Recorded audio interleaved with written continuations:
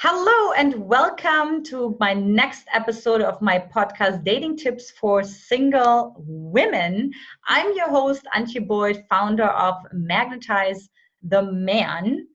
And today I'm really excited to have a very special guest here with me today. So many of you know that I love cutting edge, a little edgy, a little different approaches. So just like a shake up your everyday life, a shake up your bedroom and your boardroom, right? So, so much more like the bedroom, obviously, right? But I have like this beautiful woman here with me, Christy Hart, who is a life coach and a confidence strategist who, get this, is drawing from her experience as a dominatrix. Yes, you heard me right. So we're really excited to have you, Christy. Welcome. I am so excited to be here, Antia. Thank you so much for inviting me. This is so much fun. Your energy is just contagious. It's so amazing being here. How can I not be excited about having a dominatrix on my show? Okay, so yeah. Well, it's mostly men that are excited. Well, you would be surprised, but Christy Hart has been helping clients break through obstacles since 2004 that were really holding back in their lives and their businesses. And because life is just too short to be unhappy, unsure, or unfulfilled, it's time to be authentically you. So if you have a shadow side, a dark side, bring it, right? To feel truly confident, to know with 100% certainty that you are a total badass. That's right. Bring them together. Life really opened up for me when I combined dark side and my light side. And now I'm basically living completely authentically, and it's the life of my dreams. It was nothing like I imagined it would be. It's even better. It's even better. And my dating life, my romantic life, I can't even tell you the difference that it's made. So Christy, today we're going to be talking about, so for the listeners who don't know, we're going to talk about, in case you couldn't guess, okay, like it's going to be dating like a dominatrix. Okay, so what can you learn from a dominatrix? And so, of course, I'm sure, like you being there begs the question, how the heck did this woman get into a dominatrix land? So then a dungeon, so to say, right? So give us like an overview. What happened in your life that you, especially for the women who, might feel that nudge too, and what for you that got you into this world? Well, in hindsight, I was always headed here. When I look back at the characters in movies that I loved and at the types of things that I like to watch, they were legitimately dominatrices who just weren't wearing corsets. I mean, I've always been drawn to powerful female archetypes, and I've always wanted to be like them. Mm-hmm. Well, I was a buttoned-up CEO, 10 years in my business, doing really well, and I went to a tarot card reader who flashed down some cards and said, "Oh, I see you're going to be a dominatrix." And at this point, I was so conservative, I just laughed in her face and I said, "There's no way. There's just no way. From CEO to dominatrix, really?" And cut to a few years later, and there I am in a dungeon with a man kneeling in front of me. And it's following a divorce. And I cannot tell you the things that I learned in that dungeon about my own personal confidence and about stepping into the dating world with a supreme confidence in not only myself, but in the future and in the fact that finding that person is just a matter of time and my own personal perspective and effort. Oh, wow. It's so beautiful. So, Christy, I mean, I love it, dark, light, for those of you who know my show, I love the shadow, Brody and I did a shadow ceremony before a wedding, right? Because it's important, because there's actually there's not a real shadow existing. It's just like all the judgments and all the opinions that we project onto it, right? There's something so beautiful about going into that like more, socially unacceptable ways, right? It is. And when you shine a light on your darkness, it's no longer darkness. 100%. Yes, absolutely. And that's the secret. And that's what I love for us to talk about today too. And so tell the women, that I came here to learn about how to date like a dominatrix. And so tell them, like, what are some of the components of a dominatrix, of the archetype of a dominatrix that we all somewhere, even if it's very hidden, have inside of ourselves, right? It's definitely, we all have this dominatrix inside of ourselves. And it doesn't matter if you've experienced life being more of a personality that leans towards letting people do whatever, walk all over you.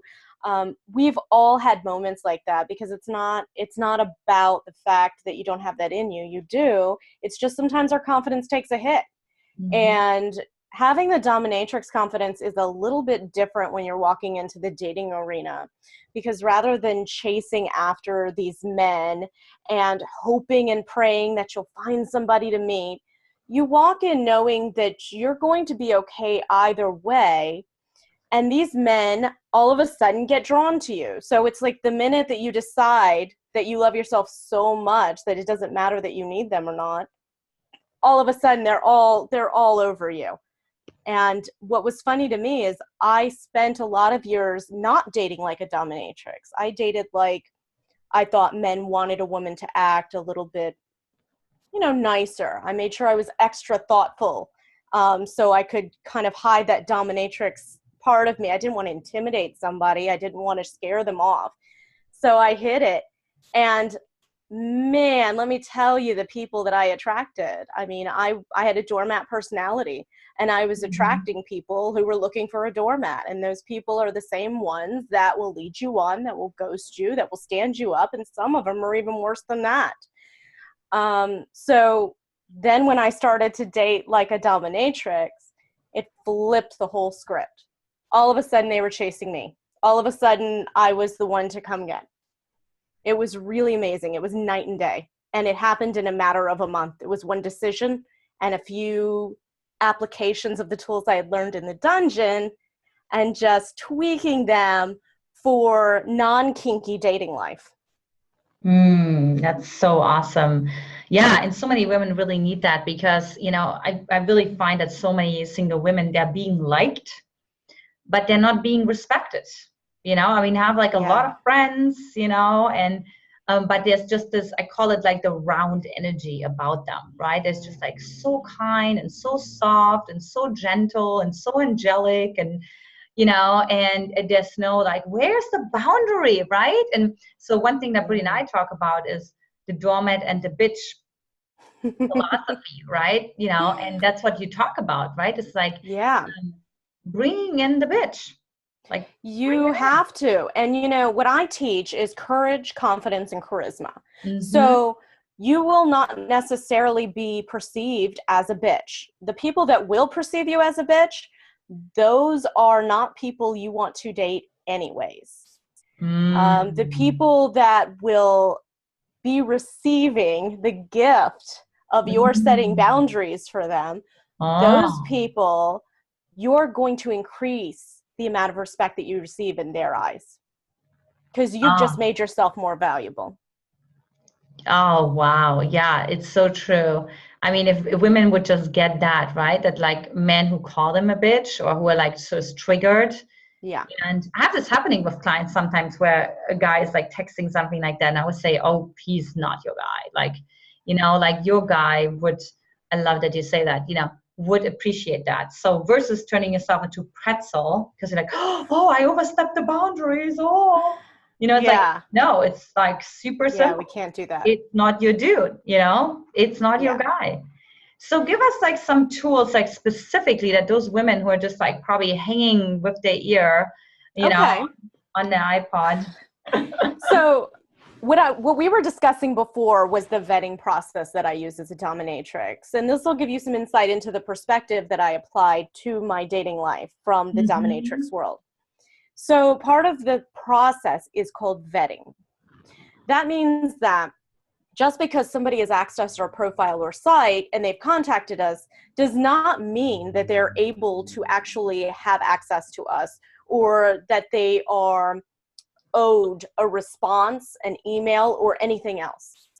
They've simply asked to be in our presence, and that's it. Now the vetting process begins. And our vetting process actually begins from the moment that they start reading our profiles. The reason is that we have language in there that does two things. Number one, it will totally turn off men that are not right for us. So the men that want to use you, the players, the people that are going to lead you on and aren't really ready for the level of commitment that you are, this kind of language is going to scare them off. Great. We just we just got rid of some men that aren't right for us anyways, and we saved ourselves a bunch of time. The second thing that profile does is it engages the men that we are looking for, specifically the type of man that we are looking for. So the type of man that a dominatrix is looking for is very similar to the type of man that we're looking for a long-term commitment. So if you're the type of woman that really wants devotion, passion, somebody that wants you and only you, this is exactly the type of man that a dominatrix type profile is going to attract. So the language does two things. Scares off the people that aren't right for you, and it engages the people that are. Oh, that's so good. So what are some of the words? And I know it's like a whole context and it's a whole, Yeah, it really is a context, but some of the things that they can do is talk about who they are and what they're looking for, not in terms of the type of man that you're looking for, but in terms of the things that you want to do in the future with that man, the type of relationship that you want to have. Because the people who don't want a long-term commitment, when they read that you're looking for a partner, that word is going to turn them off because they're not looking for a partner. They're just looking for somebody to use, and they're out of there. Awesome. You've just cleared space for that guy that wants to come in and actually be a 50-50 partner with you. That's so good. Yeah, and I think like that's the limiting beliefs that women have to overcome, right? That they're like, well, I see so many times women saying, well, I'll pretend I'm like, I don't want a relationship because then, I'll attract someone who is like not turned off by that. And, but if I say what I want, then, that's weird. And like men will be turned off by that. And I'm like, yeah. Absolutely. Certain men will.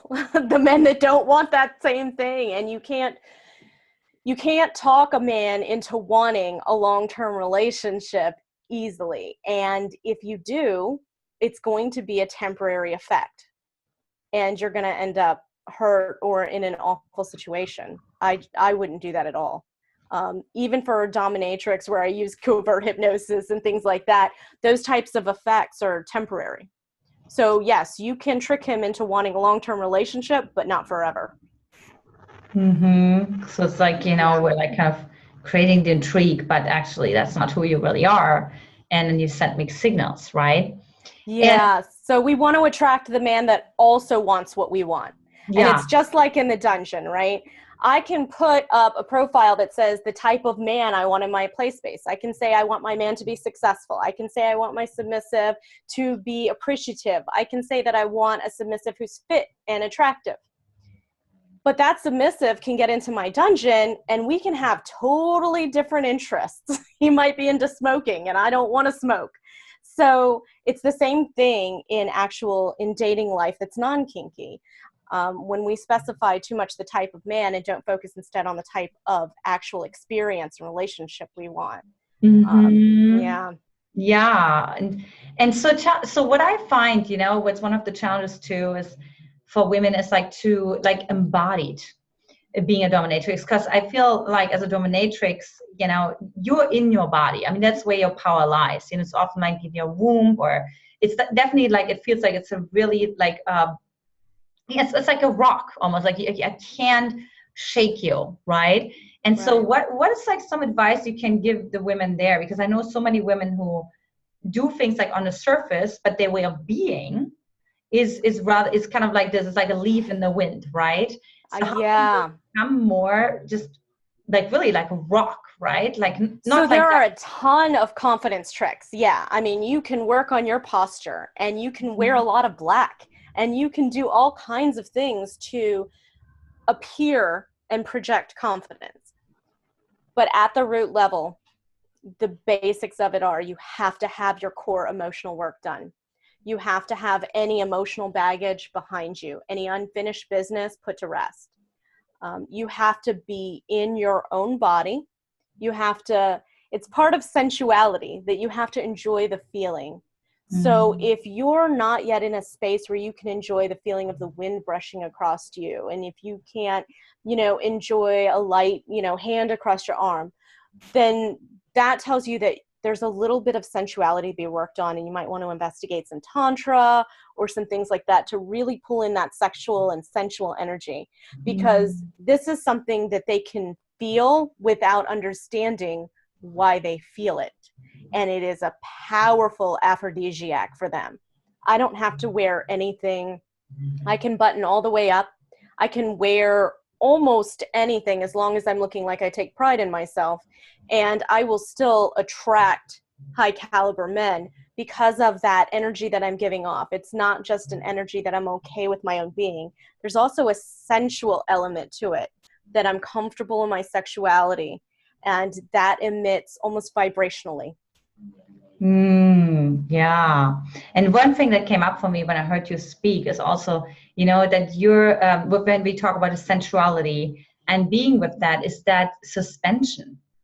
With that space in between, because I think so many women, they're rushed to get to an orgasm really quick. They're rushed to know right away, is the man interested in me or not, or to please the man right away, right? Versus like kind of creating a little bit of that like suspension. So what would you tell women? Like, how can they kind of, be in that in between? Because I think a dominatrix is so good at that, right? Like holding this tension, right? Like this, just like to the, to the most unbelievable degree.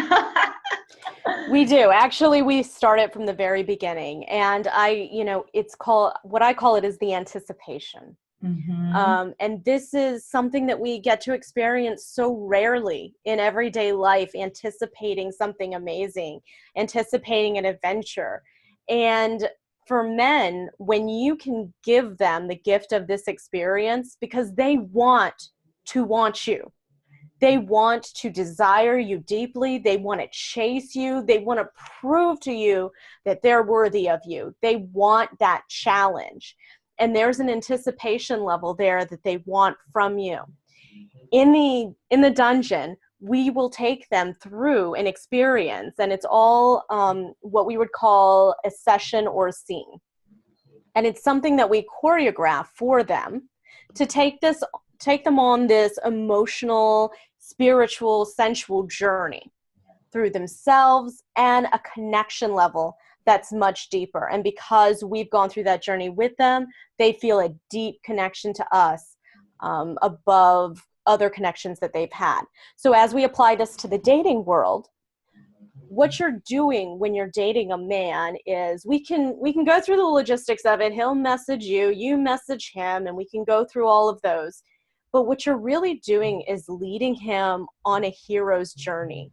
And you are the prize. You are what he's fighting for. You are what he's working so hard to win. So what can a woman do? Like, I love that you talked a little bit about the text messages and just holding that tension without the fear of, I think there's like this fear of the man is think I'm playing with him, or the man thinks I'm manipulating him, or there's like so much concern about, right? Like, so to be proper with a man. So, what's a way how women can break through those concerns, right? And just create that space and that anticipation, and also even learning like maybe a few tips for text messages. Right. Okay. So we want physical tools, but also the mindset behind this is truly important, because we all have different language. We all have gifts that we can use in the dating arena, and everybody out there is going to have a different gift and a different talent than I have that they're going to want to showcase. But the mindset behind it is this: when you're watching a movie, you don't know how it's going to end, but you're totally engaged in the experience. And sometimes things happen to the characters and you get concerned and you get worried, and then there's a heightened moment and there's action and there's all this stuff going on, and it causes you to feel all these emotions that you don't necessarily feel in everyday life. This is what we're giving them. Mm-hmm. This is all part of that anxiety that they're going to feel. It's all part of this scene that you're playing out for them, this thing, this adventure you're leading them on. So what I would say is, as they're first messaging you, what I would do as a dominatrix is I would vet or qualify them. So they have to work a little bit just to earn my attention back. Mm-hmm. Therefore, somebody that messages me, hi, either they don't get a message back, or if I think that their profile is cute, or if they have something and maybe I think that they're just shy, then I'll send a message back saying, oh, come on, you can do better than that. And then it begins. And if they can't accept that initial challenge, then later on in the relationship, as things get challenging, you can expect that they won't be able to accept those kind of challenges either. So that's part of the vetting process. Moving along is we give them little challenges in the beginning, because what you're doing is you're qualifying them for a place in your life. That's huge. I mean, you're qualifying to the level of a business partnership. And if they can't do those little things, if they can't follow little instructions, if, say, you have it in your profile, contact me this way, or one of the things I might do to make it fun and to give them instructions and see if they can actually follow an instruction is to say something like, message, if you want to connect with me, message me with a joke. And things like that, that's a little instruction. So if they haven't read your profile, you're going to know that, especially if you put that at the end. And if they can't actually message you according to your directions, then they just might not be that into it. And for me, they've got to be into it. They've got to be into it. Because later on, I know that I'm going to give a lot in a relationship. I'm going to invest a lot in that relationship. I'm going to invest time, money, energy. And if they can't invest a little bit in the beginning to show me that they're really interested in this, it's not for me. Oh, I love those like little tricks, to just like know right away. Have you read my profile? Are you following instructions? Or to also find a playful way that, okay, maybe he's shy, and to just kind of challenging him.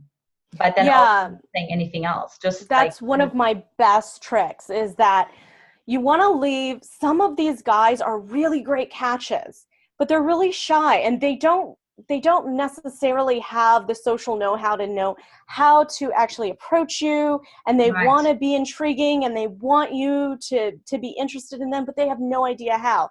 And I'll tell you what, these guys can make some of the best boyfriends, some of the best partners, right? So you definitely want to allow space for somebody who might feel awkward socially, or somebody, like that, because they can make really incredible partners when you get to know them. And a lot of my submissives are that way, and they make incredible partners. And that doesn't necessarily mean that they're submissive, because also many of my submissives in their regular life are very strong, confident men who simply are able to let down their guard with me, which is a whole nother level in a relationship. As the woman, getting a man to open up to you emotionally is a huge deal. And when he can respect you, he can open up to you emotionally. And this is all part of dating like a dominatrix. Yeah. I really get that. You as a dominatrix, really, it's such a treat, like that. The men, I know you're the treat for them, right? But that's how you want to think as a dominatrix. So I was thinking, wow, it's really like such a treat to see men like really be so vulnerable with you, and you really get to see to the core of their heart, right? Like, honestly, it's true. That's one of my absolute favorite parts of this. I've been married for 13 years, and I never experienced the vulnerability with my ex-husband that I did in the dungeon with these men. They just drop their mask. Wow. Once I've earned their trust, they drop their mask and they show me everything. And I think that women would really be surprised to know how insecure even the most confident man can be about his body, about his financial state, about the state of his life, about what you'll think about him, about, we tend to get a little bit insecure about whether or not the person is being loyal to us, whether we can find a loyal person. A lot of us have been cheated on many times. Men have the same insecurities. And once you really get down to the root of a man, he has a very soft underbelly. And all he really wants from you is your love, and he wants your respect. So what would you say, because you just mentioned earning the respect of a man, right? Yeah. The trust of a man, the trust of a man. So what would you say, what's like the core ingredient to earning the trust of a man? Trust me, I'm asking probably for like a million women out there, right? This is one of my secrets. You're making me give away one of my secrets, but I will. So just give us a bite of the core, just give us a little ahi tuna snack. No, this is good. And I want to share this with women. I think that they really need to hear this. So earning the trust of a man has a few different parts, but one of them, and the main one, is respect. Not just for him to respect you, for you to respect him. When you tell him he's not doing good enough, when you complain, when you nag, you have broken his heart. He will never tell you that, but you have broken his heart and he can't trust you. There's that. And then there's just not being so judgmental. We as women sometimes, we look at our man and we're just like, maybe we're in a bad mood that week, or maybe we're doing something, or maybe he's into something we're not into. So especially in the dungeon, I'll see a lot, men have fetishes, or they've gotten into something and they really want to try it out, but they're terrified of, of telling the person that they're with that they want to try this, because that person might feel a little bit insecure or conservative about it, or might not have the confidence sexually to explore some of these things. When you come in as the woman who is confident in herself and who is centered and who is open to exploring new things, and who at the very least won't judge, but will, in a fun way, allow your man to be who he is. Even if you're not into it, you don't have to necessarily share his thing, but respect it and appreciate him, that's part of his life. And those two things, just respect and non-judgmentalism, being open to what his interests are and what he loves, those things will earn you his trust. Yeah, that's so beautiful. Awesome. So I love that we covered both, like how to respect yourself and how to do the vetting process, right? As well as also like how to then respect him and earn his trust. So I love how everything comes really with the dominatrix approach full circle, right? Right. I know a lot of people see the image of the dominatrix and they just see a woman with a whip yelling at somebody, telling them what to do. And so that's one of the ways we could do it, and that's called corporal. But most of the time what we're doing is we're seducing them into an experience. And, I get paid thousands of dollars to do this. And let me give a hint to the women out there. They want to find a woman, not necessarily for any of the dominatrix activities or anything. My number one most requested activity in the dungeon is called femdom. And that means female domination. And that just means a woman who will tell you what she wants. That's it. And it's such a rarity that men are willing to go out and pay a woman just to tell them what she wants, so that they can actually feel like they're pleasing her. Wow. So ladies, take that away. Okay. So like learn to not bitch, but to know what you want. and communicate it clearly versus nagging. Now that's a totally different conversation. We just talked about that. That's when you break his heart, right? So you don't want to break his him, heart, nag him. You want to be clear. And that's what I love what you said, that you have to have all your emotional baggage really worked out. I mean, you got to clean up your side of the street. Right? A dominatrix I tell going out and saying, I'm the superwoman and I don't need to work on myself. And I just use all my oppression skills on the man. And not about that at all. No. And they can feel it at a deeper level, and you can only hide it for so long. I mean, if you're keeping up a mask, you can't wear a mask 24/7. Eventually, it's going to slip. You're going to slip and say something you didn't mean. You're going to project something onto them. And I tell my women that, when you enter the dating field with baggage, what you're essentially doing is you're entering with a to-do list for the man to fix when he enters a relationship with you. And I want you to imagine yourself on the date and a man handing you a to-do list of the things he wants fixed in his life. And it wouldn't feel very good. And we as women can't approach men. I hear a lot, well, the right man will take their time to help me heal. We are always going to have things to heal. We're never done working on ourselves. But for me, if there was a percentage, I'd say that you have to be at least 70% squared away. And then he can help you heal that last part. Right. But at least get most of that work done, because it's not fair to lay that on somebody right in the beginning of a relationship. You want to have fun. You want to build a foundation of fun and trust. You want to have great experiences and not passionate, dramatic fights about things that happened well before the relationship even started. Yeah, absolutely. 100%. Wow, Christy, I'm so intrigued. I love what you have to share. And I'm sure the women are already like, how can I work with this woman or learn more about, more of her secrets and get more in touch and learn more about this whole approach. So what do you have for those ladies?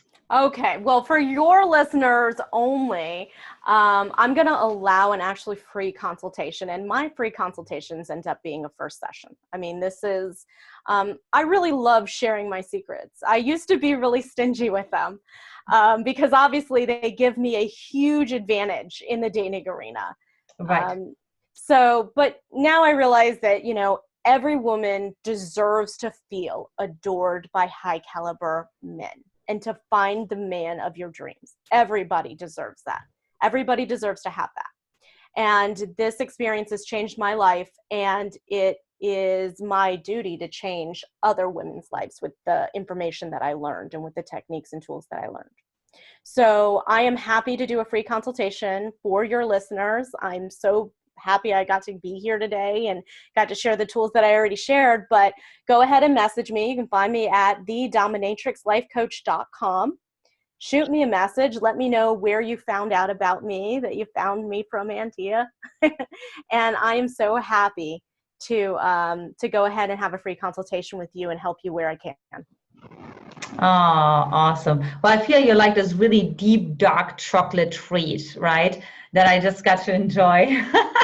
The black chocolate, right? Okay, I kind of love that. A little raspberry, right? A little strawberry, a little raspberry. Oh, I love that. One of those chocolate-covered cherries. Or the glass of wine. It's like a deep glass of red wine, right? With some deep, dark chocolate. That's how I feel. That's who you are to me. So that's I appreciate that. I love that. Such a treat to have you, Christy. And really, ladies, I have done so many interviews and I've never experienced a woman driving home for single women to really drive into their authority and learning to be respected, at such a deep core level, but that's also authentic. Okay. It's playful, but it's also authentic. It's not based on manipulation. I've never seen somebody so embodied like Christy. So Christy, thank you. It's the dominatrixlifecoach.com. Grab that slot because I know Christy will be swamped in a short period of time. So get that slot now and have a conversation with her. Yeah, I'm so excited to talk to your women, and I've seen some of your posts, and I'm sure that the women love, following you. I love that you push the be strong, because I was terrified of it before, and now I can't imagine dating another way. I just imagine the way when I used to date like a nice girl, that was a nightmare. And Yes. now I'm living the dream. Yes. See, that's how it is, right? With some dark chocolate and a glass of red wine. Yeah, screw the coffee chat. Let's have a wine chat. Yeah, right? Exactly. Oh, it's so excited. Christy, I'm super excited to share this video and this interview with all my friends. And it's just so intriguing and so refreshing and so insightful. I just really, really appreciate you really opening up and giving us this whole menu of secrets that you have to share that as a normal, quote unquote, human being, you wouldn't necessarily get in touch with. So thank you so much. And for the listeners out there, this is Antia Boyd, your host, founder of MagnetizeTheMan.com. I'll talk to you next time. Take care. Bye-bye.